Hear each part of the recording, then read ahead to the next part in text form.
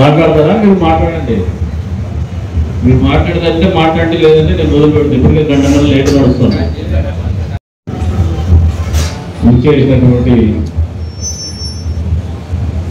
నర్పుకుంట మండల తెలుగుదేశం పార్టీ కుటుంబ సభ్యులకు, అదేవిధంగా వేదిక మీద ఉన్నటువంటి నాతోటి తెలుగుదేశం పార్టీ సహచరులకి, పాత్రికేయ మిత్రులకి అందరికీ కూడా పేరు నమస్కారాలు తెలుపుకుంటూ,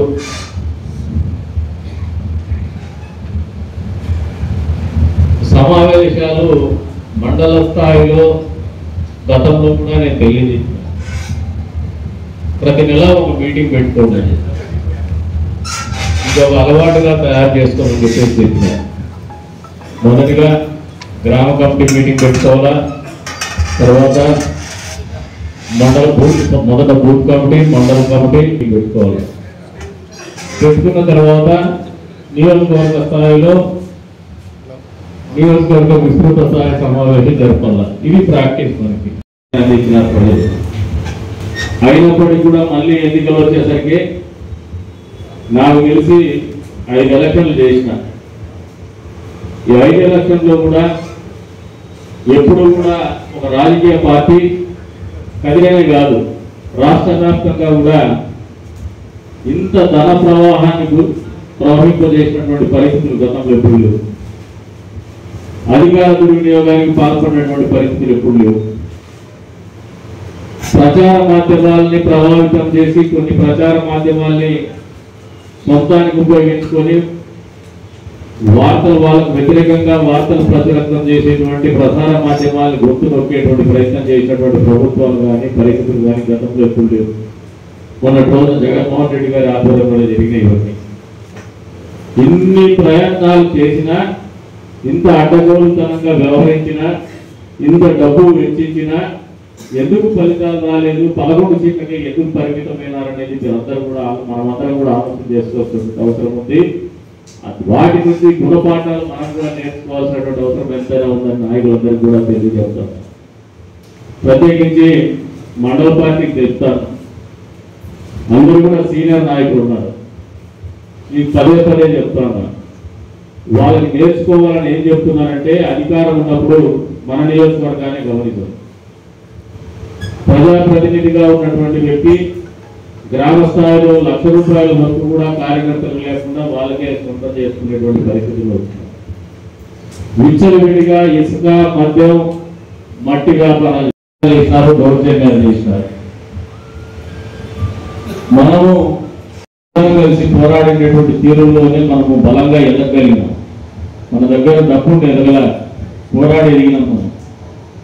ఆ పోరాటం అనేది మనందరి మధ్యలో ఒక సఖ్యతని, ఒక బంధాన్ని, అనుబంధాన్ని ఏర్పరిచినటువంటి పరిస్థితులు మనం అందరం మర్చిపోకుండా ఇప్పుడు కూడా ఉండాలని చెప్పేసి నిరంతరం మీతో మాట్లాడేటువంటి ప్రయత్నం నేను చేస్తున్నాను. కానీ మీరైతే ఎంతసేపు నేను ప్రయత్నం చేయాలనుకుంటున్నారు, కానీ మీరు ప్రయత్నం చేయడం మానేస్తున్నారు. గ్రామాల్లో కూర్చోవాలా, మీరు మాట్లాడుకోవాలా. మనల్ని గెలిపించిన డబ్బు కాదు, మద్యం కాదు, లేదంటే ఈ నియోజకవర్గంలో కులాలు గెలిపించాలా, మనది మతాలు గెలిపించాలా. నిన్ననే ఒక సోషల్ మీడియాలో ఆ రోజున ఎన్నికల ప్రచార సమయంలో దానపండ మండలంలో ప్రచారం చేస్తాంటే ఒక టీవీ ఛానల్ వాళ్ళు, మీ దగ్గర డబ్బులు లేవు కదా, మరి ఎట్లా మేనేజ్ చేస్తున్నారంటే, నేను మేనేజ్ చేయలేదు, మీకు మేనేజ్ చేస్తానని ఆ గౌరవం కూడా మీకే ఇచ్చిన ఆ రోజు. మతాలు కులాలను అడ్డం పెట్టుకుని రాజకీయాలు చేస్తే ఈ వచ్చే ఎన్నికల ఫలితం ఒక చెప్పపెట్టుగా మారుతుందని చెప్పేసి కూడా ఎన్నికల ఫలితాల కంటే ముందే చెప్తాను నేను. ఎందుకంటే ప్రజల మనోభిష్టం అనేది ఎప్పుడు కూడా మంచి చేసేటువంటి వాళ్ళకు వెన్నుదన్నుగా ఉండాలా, వాళ్ళ కోసం పోరాడేటువంటి వాళ్ళకు వెన్నుదన్నుగా ఉండాలనే ఆలోచన ప్రజాస్వామ్యంలో నిరంతరం ఉంటుంది. మీరు ఇవన్నీ కూడా మర్చిపోతానన్నాను. అధికారం వస్తానే మామూలుగా పార్టీని పట్టించుకోవడం మర్చిపోతారు. నేనైతే మర్చిపోలేదు, కానీ మీరైతే మర్చిపోతానని నా భావన. మీరు నాయకులు కూడా గమనిస్తూ ఉంటారు. ఎప్పుడు నా దగ్గరికి వచ్చినా, లేదంటే వెనక మాట్లాడినా కూడా వాళ్ళ సొంత పక్కకు, లేదంటే వాళ్ళకు పనుల కోసము, లేదంటే ₹4 సంపాదించుకునే కార్యక్రమాలే అడుగుతూ ఉన్నారు. తప్పు కాదు, సంపాదించుకోవాలా, ఎదగల. ప్రభుత్వం ఉన్నప్పుడు ఆర్థికంగా నిలదొక్కునేటువంటి వెసులుబాటు రావాలి. అదొక్క ఆలోచన పెట్టుకొని అధికారం ఉన్నప్పుడు మనం పరిపాలిస్తే మాత్రం ప్రజలు బంగాళాఖాతంలో కలుపుతారంటానికి ఉదాహరణే జగన్మోహన్ రెడ్డి పరిపాలన గురించి కూడా మీకు ఈ సందర్భంగా తెలియజేస్తాం. జగన్మోహన్ రెడ్డి సంపాదించినంత డబ్బు ఏ ముఖ్యమంత్రి కూడా సంపాదించలే. గతంలో 5 ఏళ్ల కాలం మద్యం వ్యాపారం చేసినాడు, ప్రజల ఆరోగ్యాలతో చెలగాటమాడాడు, ఇసుక వ్యాపారం చేసినాడు, జేపీ వెంచర్స్ అనే కంపెనీని తీసుకొచ్చేసి మొత్తం అడ్డగోలుగా 11,000 కోట్ల రూపాయలు లూటీ చేసినాడు. అంతేకాకుండా గనుల్ని దోచుకున్నాడు, బాక్సైట్ నమ్ముకున్నాడు, సహజ వనరుల దోపిడీ జరిగింది, ప్రభుత్వ భూముల కబ్జా జరిగింది, ప్రజల భూముల కబ్జాలు చేసినాడు. వీటన్నిటిని భరించలేనటువంటి పరిస్థితుల్లో, ప్రజల్లో అశాంతి ఉన్నటువంటి పరిస్థితుల్లోనే ప్రజలు ప్రత్యామ్నాయంగా మన మీద నమ్మకంతో, చంద్రబాబు నాయుడు గారి నాయకత్వం మీద నమ్మకంతో, తెలుగుదేశం పార్టీ ఆలోచన విధానం కావచ్చు, అంతే స్థాయిలో కూటమిలో ఉన్నటువంటి 3 పార్టీల బలాన్ని నమ్ముతూ, లేదంటే ఆలోచనని నమ్ముతూ మనందరి కోసం పనిచేస్తారనే ఆలోచనతోనే మనల్ని గెలిపించినటువంటి పరిస్థితులు మనం మర్చిపోకూడదని చెప్పేసి కూడా మీకు అందరికీ కూడా తెలియజేస్తాం. భవిష్యత్తులో మీరు నాయకులుగా చలామణి కాలేదు. రెండో విషయం, ఇక్కడ మామూలుగా నేను సుదీర్ఘకాలం పాటు రాజకీయాల్లో ఉన్న మీతో పాటు బహుశా నా దగ్గర ఇప్పుడు రాజకీయాల్లో నాయకుడు అనేవాడు ఒక సొంత లాభం లేకుండా త్యాగాలు చేసి కష్టాల్లో నిలబడి జెండా మోసుకొని చూపించేదానికి, అతన్ని చూసేదానికి, అవసరాల కోసం అటు ఇటుగా మాట్లాడి అటు ఇటుగా ప్రవర్తించిన వాళ్ళకు చూపించేదానికి తేడా అయితే ఉండాల్సిందే.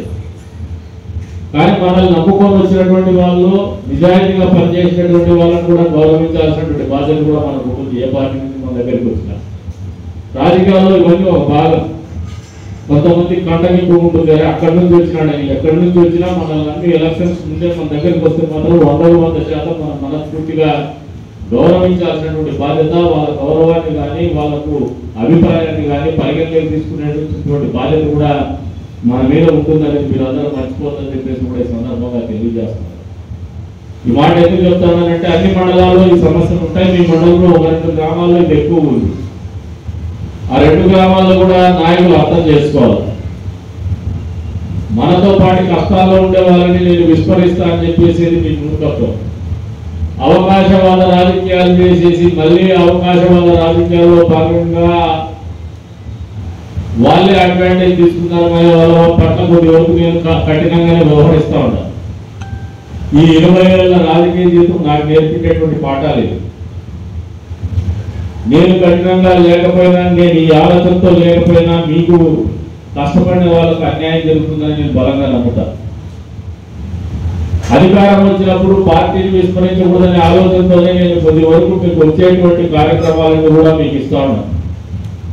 అయినా 1-2 నాయకులు బయట మాట్లాడుతూ ఉన్నారు, సోలార్ ఓవర్టైం కావాలని చెప్పి. ఓవర్టైం ఇస్తే ఏం చేస్తారంటే మీరు 2 రూపాయలు డబ్బులు పెట్టరు, మళ్ళీ వైఎస్ఆర్సీపీ వాళ్ళకో లేదంటే ఏ ఊరు పక్కూరు వాళ్ళకు అమ్మేసి మీరు 2 రూపాయలు సంపాదించుకుంటారు. ఆ పక్కూరు వాడో లేదు మళ్ళీ వైసీపీ వాడో డబ్బులు తీసుకొని మన మీద చట్టం చేస్తారు. అందుకనే మీకు ఓఎన్ఎం మేము మెయింటైన్ చేస్తూ కూడా మీకే ఉద్యోగాలు ఇచ్చారు. ఈ రోజున మాకేం దాంట్లో పెద్దగా లాభాపేక్ష పెట్టుకొని చేయడం లేదు. దొంగతనాలు చేస్తారా? దొంగతనాలు చేసినప్పుడు ఆ కష్టాలు కూడా మాకు తెలిసి ఏమేమి పడుతున్నాము, మీరు హ్యాండిల్ చేయలేదు. ఎందుకంటే పలు రకాలైనటువంటి వ్యవస్థలు దాని మీద ప్రభావం చూపేటువంటి పరిస్థితి ఉంటుంది. 300 గిగావాట్స్ లో 160 గిగావాట్స్ మన ఆంధ్రప్రదేశ్ రాష్ట్రంలో తీసుకురావాలనే ఒక పట్టుదలతోనే ప్రభుత్వం ముందుకు పోతూ వస్తుంది. ఈ రోజున ఎంతసేపు మీ అందరి కూడా అప్పటికప్పుడు భూముల మీదనో లేదంటే వచ్చే వర్క్స్ మీదనో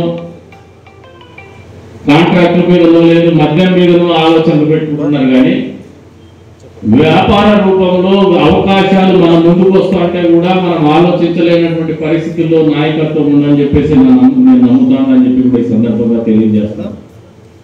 ఎందుకంటే ఈ రోజున సూర్యకర్ అనే పథకం వచ్చింది. ప్రతి నియోజకవర్గంలో కూడా 10,000 ఇళ్ల మీద రూఫ్ టాప్ సోలార్ ఏర్పాటు చేయాలని ప్రభుత్వం ముఖ్యమంత్రి గారు దిశానిర్దేశం చేస్తున్నారు. ఏ ఒక్క నాయకుడు ఏ మండలం నుంచి కూడా ఇంతవరకు ఆ సూర్య గారి పథకం ఏంది, మేము చేసుకుంటే మాకేమో 2 రూపాయలు సంపాదించుకునేటువంటి పరిస్థితులు ఏ రకంగా వస్తాయని మాట్లాడినటువంటి పాపాన మూల. మీరు ఆ రకంగా పనిచేసి 2 రూపాయలు మీరు సంపాదించుకొని ప్రజలకు 2 రూపాయలు సంపాదించి పెడితే మీరు దేవుళ్ళు అవుతారు. 2 రూపాయలు డబ్బులు కూడా వస్తాయి, సమాజంలో గౌరవం ఉంటుంది. అట్లా కాకుండా పెన్షన్ ఇస్తా అని చెప్పేసి డబ్బులు ఇప్పించుకుంటాను, పట్టాదారు పాస్ పుస్తకం ఇస్తా అని చెప్పి డబ్బులు ఇప్పించుకుంటాను, ఆన్లైన్ ఇస్తా అని చెప్పేసి డబ్బులు ఇప్పించుకుంటాను, ఇసుక తోలుకుంటే డబ్బులు వచ్చేను, రాజకీయంగా మా ఇసుకలోనే కలిసిపోయేటువంటి పరిస్థితులు అయిపోతామని చెప్పేసి కూడా మీకు ఈ సందర్భంగా తెలియజేస్తాను. చిన్న చిన్న వ్యాపారాలు చేసుకుంటేనే ఎదగమని చెప్పేసి కోరుతా ఉండాలి. ఏ నియోజకవర్గానికి లేనటువంటి అడ్వాంటేజ్ మన నియోజకవర్గానికి వచ్చింది. మొన్న ఒక 10 రోజుల కింద 4000 మెగావాట్ల సోలార్ పవర్కి మనకు జీవో విడుదల చేసింది ఆంధ్రప్రదేశ్ ప్రభుత్వము. మన నియోజకవర్గంలో తలుపుల మండలంలో ఒక 6-7 గ్రామాలు, ముదిగుప్ప మండలంలో ఉండేటువంటి కొండగట్టుపల్లి 7-8 గ్రామాలు కలిపి దాదాపు 20,000 ఎకరాల్లో ఈ సోలార్ పార్క్ రాబోతాం.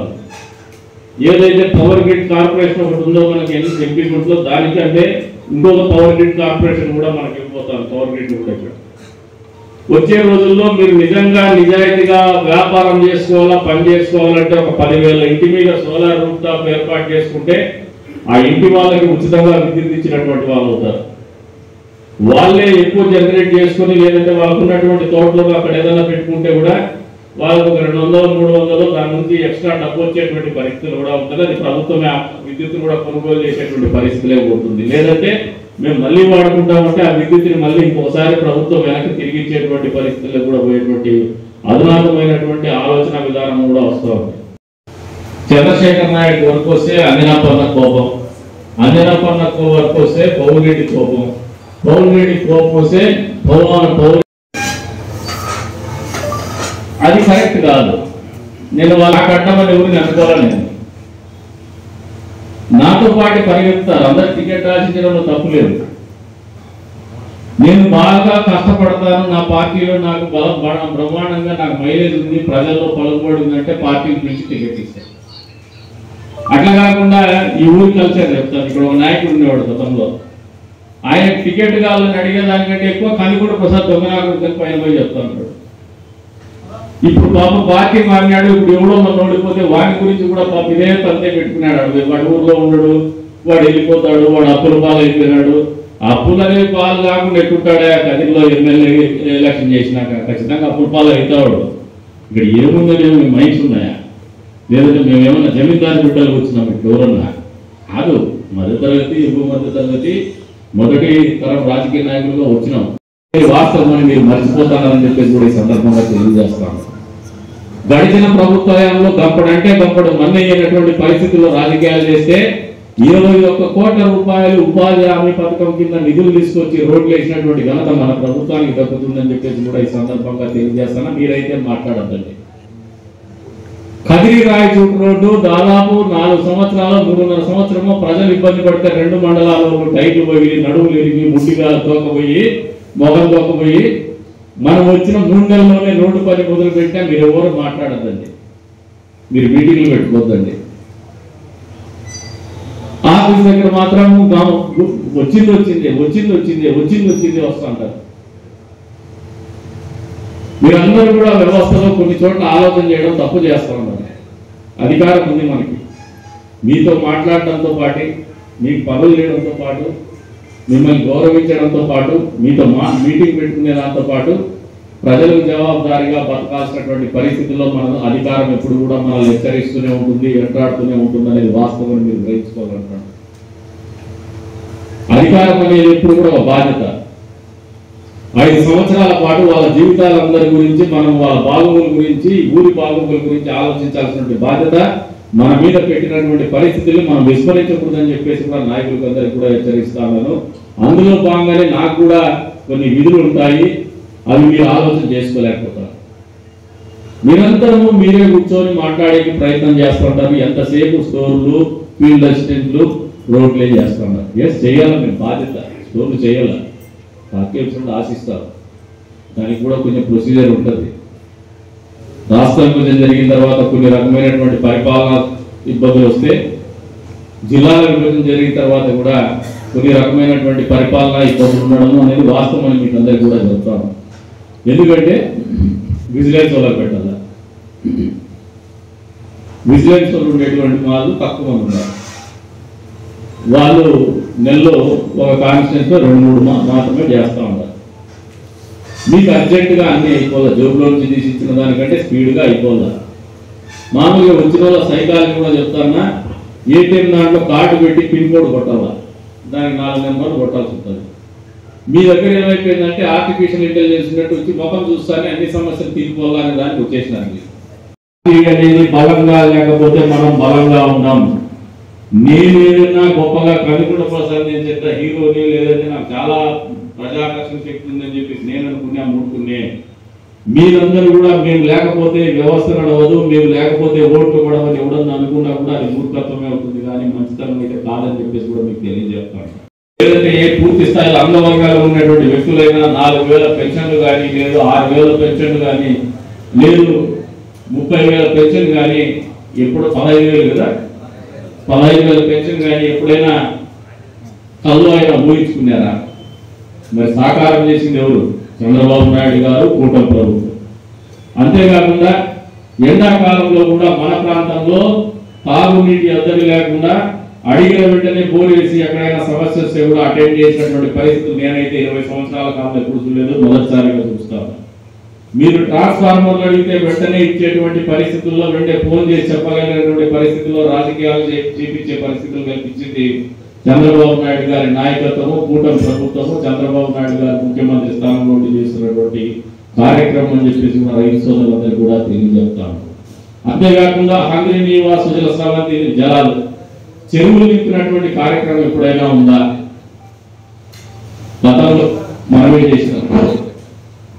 ఏదైతే వెరకబడిందో తలుపుల మండలంలో మీ ఎంపికూట మండలం దాకా హంగ్రీ నివాస నీళ్ళు వచ్చేటువంటి కార్యక్రమం, ఆ కార్యక్రమం కూడా పూర్తి చేయగలిగింది మన ప్రభుత్వంలో, ఈ మంచి ప్రభుత్వంలో అనేది మీరు అందరూ మర్చిపోతా ఉన్నారు. తలుపుల మండలంలో కొండారెడ్డి చెరువు కూడా నీళ్ళు ఇచ్చినటువంటి ఘనత చరిత్రలో నిలిచిపోయే విధంగా చేసినటువంటి కార్యక్రమం కూడా చంద్రబాబు నాయుడు గారి నాయకత్వంలో ఈ ప్రభుత్వం చేసినటువంటి కార్యక్రమం అని చెప్పేసి కూడా మీరు అందరూ మర్చిపోతున్నారు. తెలియజెప్పాల్సినటువంటి బాధ్యత, ప్రజలకు తెలియజెప్పాల్సినటువంటి బాధ్యత కూడా మన అందరి మీద ఉందనేది మీ అందరికీ కూడా తెలియజేస్తున్నారు.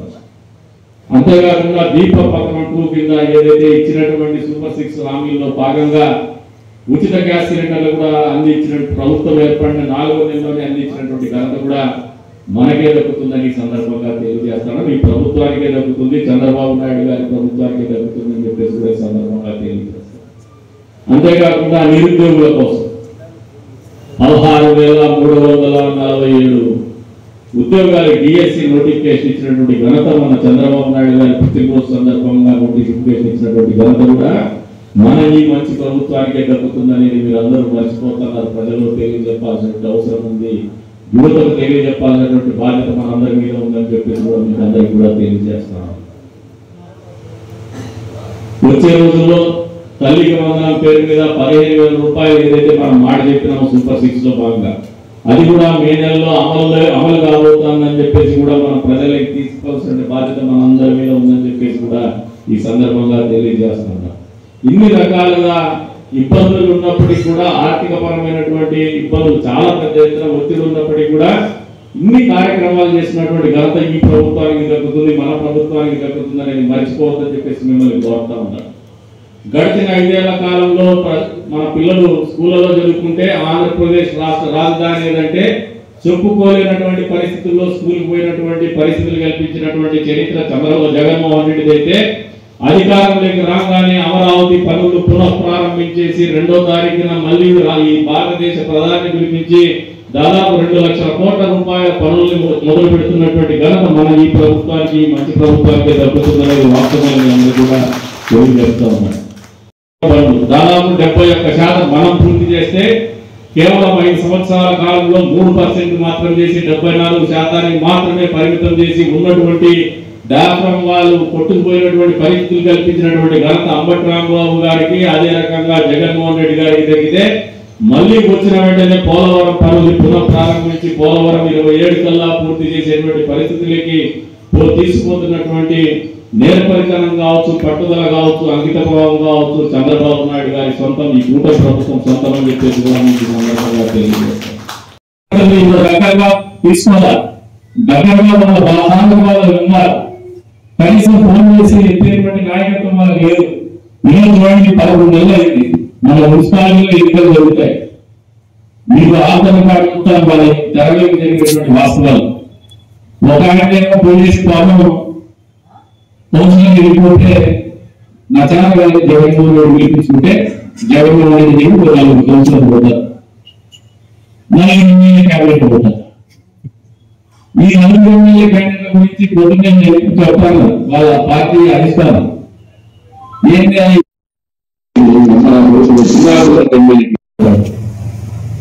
వస్తున్నాడు. నేను 10 లక్షల గవర్నమెంట్ ఇస్తా, తెలుగుదేశం కౌన్సిల్ కూడా వచ్చి రెడీ ఉన్నారు రాకుంటారు.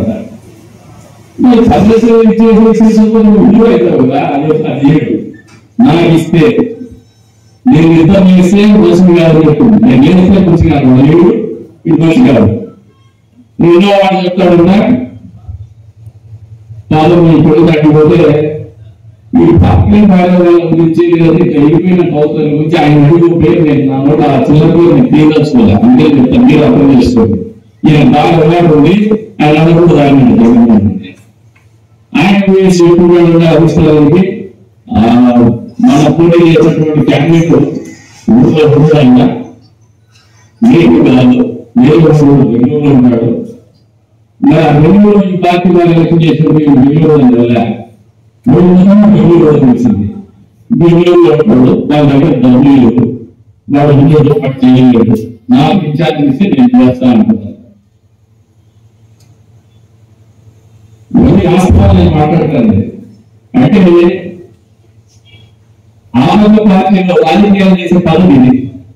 మళ్ళీ రోజు ఎర్రటి టోల్గేట్ దగ్గర ఆడుకుంటాను, ఆడం చేసి కూర్చొని వాడి చేయలేదు వీడి చేయలేదు నాకు గేట 4 పక్క చెబుతుంటారు.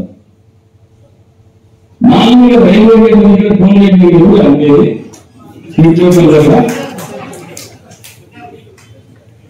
వాళ్ళన్నా ఉంటారు, లేకపోతే వేరే వీళ్ళు ఉంటారు. మీరు ఎందుకు మన తల్లి మీరు అభిజాపకులు చేసే పనులకి ఇప్పుడు ఈ టోల్గేట్ నాకు అర్థం కాలేదు. టోల్గేట్ చేస్తాను లేదంటే నేను చేస్తాను. ఇప్పుడు చూస్తే బయటకు పోతారు, మళ్ళీ ఆఫీస్ పెద్ద పెద్ద పెట్టుకుంటారు. నాకు ముందు పెద్దలు లేదు, ఆఫీసు పెద్దలు మీతో మాట్లాడాలని ఉంటా. ఇప్పుడు చూసి పెట్టుకోరు, ఏ నాయకుడు వచ్చినా ఆ నుంచి రాసి ఉండేవాడు. పార్టీ ఇది నేను గుడిసెలో ఒక మండల నాయకుడు అంటే ఖచ్చితంగా ఆఫీసులో పోవాల్సింది. పార్టీ అది వాళ్ళకి ఇచ్చే గౌరవం లేదు, పార్టీ ఆ నాయకుడికి ఇచ్చే గౌరవం. వీళ్ళ పోటీ పార్టీకి గౌరవం లేదు, వీళ్ళకి గౌరవం లేదు. లాస్ట్ టోల్గేట్ దగ్గర రైల్వే గేట్ల దగ్గర రైల్వే క్రాసింగ్ దగ్గర పెట్టేసేటువంటి నాయకత్వం బాగుంటుందంటే మీరు ఒకసారి ఆలోచన చేసుకోండి. మీరు ఎంతో తీసుకోండి, బాధలు వినాల్సిందే. బూత్ లెవెల్లో బూత్ కమిటీ అభిష్టాలు కానీ ఆలోచనలు కానీ మనము విని తీరాల్సిందే. వాళ్ళ ఆలోచనకు అనుగుణంగా పరిపాలన కొనసాగాల్సిందే అని చెప్పేసి కూడా మండల పార్టీకి కూడా తెలియజేస్తూ ఉంటాను. మీ అభిప్రాయాలు తీసుకుని బలవంతంగా రుద్దద్దండి. ఆ నాయకులకు గౌరవించేసి వాళ్ళ ద్వారానే ఆ కార్యక్రమాలని కానీ అభిప్రాయాలు కానీ ప్రజలకు తెలియజేసేటువంటి కార్యక్రమాల్ని ముందుకు తీసుకోమని చెప్పేసి కూడా నాయకత్వాన్ని మండల నాయకత్వాన్ని కూడా కోరుతూ ఉన్నారు. అప్పుడే పార్టీ బలంగా ఉంటుంది. నేనొక్కరిని బలంగాను మీరొక్కరు బలంగా ఉన్నామంటే మనం పిచ్చోళ్ళ కిందే లెక్క అని చెప్పేసి కూడా మీకు ఈ సందర్భంగా తెలియజేస్తా ఉన్నాను. మనం అందరం ఒక తాటి మీద నడిచినప్పుడే మనం బలంగా ఉన్నట్లనేది కూడా మీరు ఆత్మవిమర్శ చేసుకోమని చెప్పేసి కూడా కోరుతూ ఉంటాను. అంతేకాకుండా నాయకులు కూడా ఒక దిశానిర్దేశం చేస్తాము. ఇప్పటిదాకా వచ్చింది తక్కువ, వచ్చే రోజుల్లో ఇంకా చాలా వరకు నిధులు తీసుకొచ్చేటువంటి కార్యక్రమం కావచ్చు, పనులు తీసేటువంటి కార్యక్రమం కావచ్చు, నిరంతరం ప్రజాక్షేత్రంలో మీ అభివృద్ధి కార్యక్రమాలు కానీ సంక్షేమం కానీ అమలు చేసేటువంటి పరిస్థితులు ఖచ్చితంగా పూర్తి స్థాయిలో ఉంటాయి. తద్వారా మీరు ఆర్థికంగా కావచ్చు, సామాజికంగా కావచ్చు బలపడడానికి, గౌరవంగా బతకడానికి ప్రజల్లో పలుకుబడి పెంచడానికి నిరంతరము తెలుగుదేశం పార్టీ మిమ్మల్ని గౌరవించేటువంటి పరిస్థితుల్లోని రాజకీయాలు జరుగుతాయని చెప్పేసి కూడా మీకు ఈ సందర్భంగా మనస్ఫూర్తిగా తెలియజేస్తున్నాను. ఎప్పుడైనా ఏదైనా మామూలు ఇంత పెద్ద వ్యవస్థ ఒకటి అలా ఏదైనా నిర్ణయాలు తప్పుడు ఉన్నా మీరు నా దృష్టికి తీసుకొచ్చిన మళ్ళీ కరెక్ట్ చేసుకుంటాను, కూర్చోబెట్టి మాట్లాడుతాను. అది వాస్తవం కాదో మీకు అర్థమవుతూ ఉండదు. మరి ఇన్ని రకాలుగా మీకోసం ఆలోచన చేసేటువంటి నాయకత్వం ఉన్నప్పుడు పార్టీని నడపడము మీకు చాలా సులువు కాదు, మీరు ఆలోచన చేసుకోమని చెప్పేసి కూడా కోరుతా ఉన్నాను. కాబట్టి మీ అందరికీ ఈ సందర్భంగా తెలియజేస్తాను ఒకటే, ప్రత్యేకించి మండల నాయకులు చెప్తాను, ప్రతి నెల అన్ని మండలాల్లో ఒక డేట్ పెట్టుకుని మీటింగ్స్ జరిగి తీరాల్సిందే. గట్టిగా చెప్పు. ఎవరు పోతారు నాయకులు? వాళ్ళు చేతులెత్తే అదే చిన్నలు కాదు, వాళ్ళు మన దగ్గర కూర్చోబెట్టి కొద్దోళ్ళు, వాళ్ళకి జవాబు చెప్పాల్సింది. అందరూ కలిసి సమాధానం చెప్పండి. అందరూ కలిసి సమాధానం చెప్పండి. అందరూ నెల నెల ఖచ్చితంగా మీటింగ్ పెట్టాలి. మనం మీ అందరూ బాధ్యత తీసుకోవాలా. వీళ్ళ గురించి గౌరవించిందే కాదు, గట్టిగా చెప్పండి.